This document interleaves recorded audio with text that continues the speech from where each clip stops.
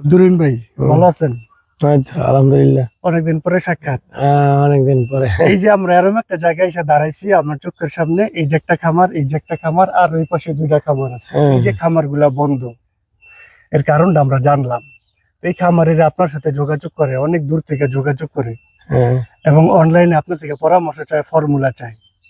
তা আপনাদেরকে অনলাইনে ফর্মুলা বা পরামর্শ দেন না কেন?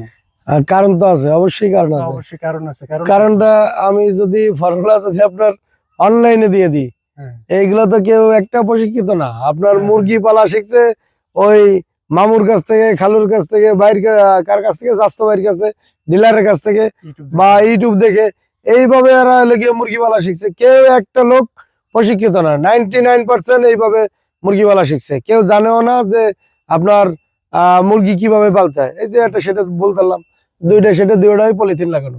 আচ্ছা আচ্ছা। আর একটা সেটা ধরলাম, অর্থাৎ প্রতি আমি সপ্তাহে ভিজিট করি। কিসের জন্য? কার কোথায় ভুল আছে, ওই ভুলের মাধ্যমে সমস্ত বাংলাদেশের সমস্ত খামারে ভুল ধরানোর জন্য। এখন যদি আমি অনলাইনে দিয়ে দিই বা আপনার ইমোতে হোয়াটসঅ্যাপে যদি ফর্মুলা দিয়ে দিই, তারা তো ওই আগাম করে আপনার ভুল করে বসে থাকবে, পাবে না, বদনাম হবে। আগাম করে বসে থাকলে তো আমার একটা ই হবে।